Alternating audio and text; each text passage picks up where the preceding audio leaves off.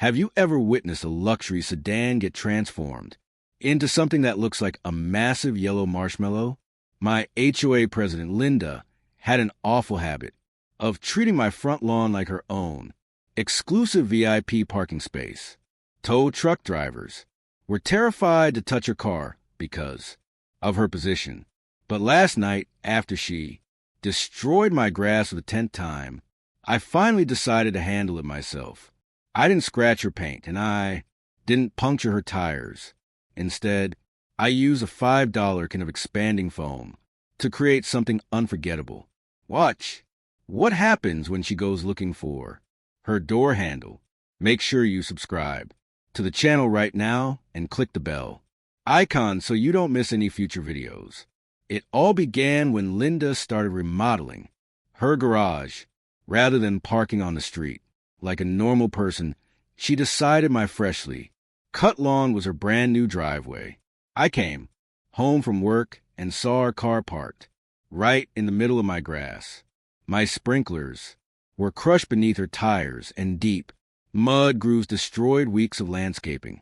I walked over to her house and politely asked, "Linda, could you please move your car? You're ruining my lawn." She didn't even lift her eyes from her phone. She waved me off and said, "Oh, relax, Alex.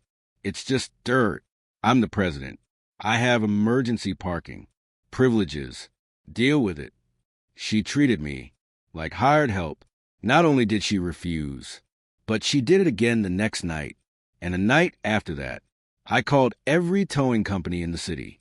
But the moment the drivers showed up and saw the HOA badge stuck to her windshield, they backed out. One driver even told me, "Man, I can't tow her car. She'll sue my company into oblivion. You're on your own."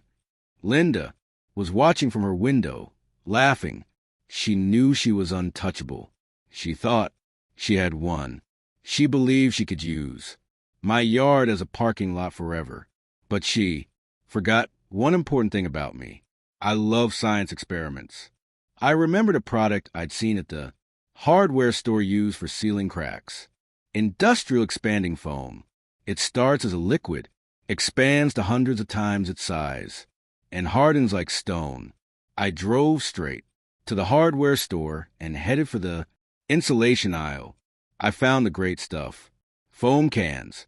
The label read, "Permanent, airtight, water-resistant, hardens in 1 hour." Perfect. I didn't just buy 2 or 3 cans.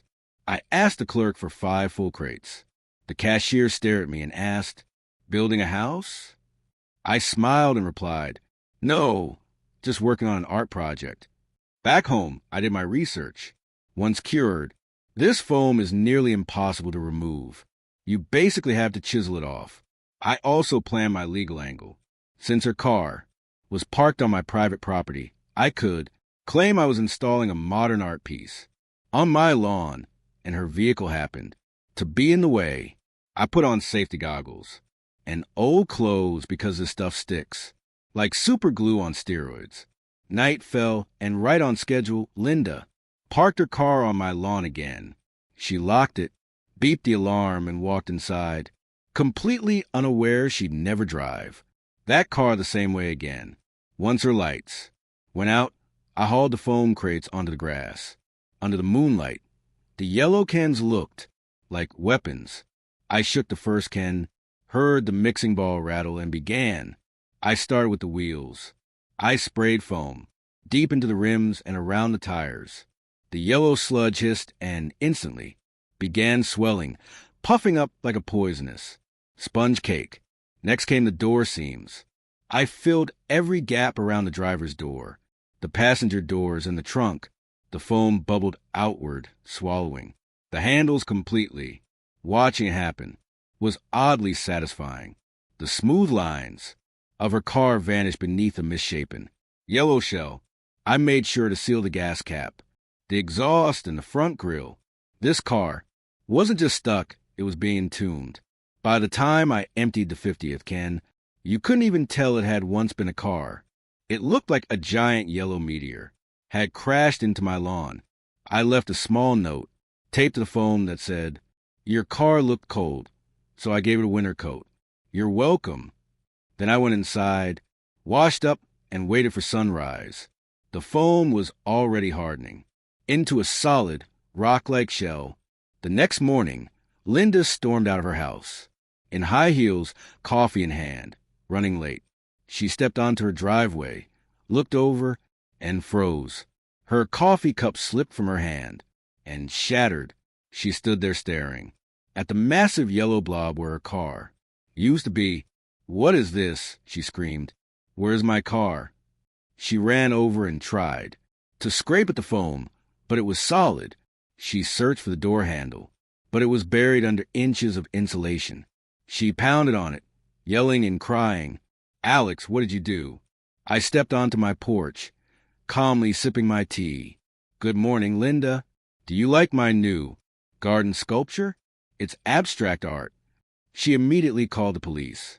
When the officer arrived, he burst out laughing. He'd never seen anything like it. Linda demanded I'd be arrested, but the officer shook his head. "Ma'am, you parked on his private property. He's allowed to landscape his own yard. Next time, don't park on someone else's grass."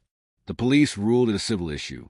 Linda had to hire a specialized cleanup crew to chip the foam away. They spent hours with saws and scrapers. The foam destroyed. The paint jammed the locks and cost her thousands in repairs.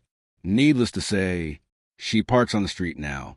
If you enjoyed the foam-covered car, hit the like button and subscribe for more revenge stories.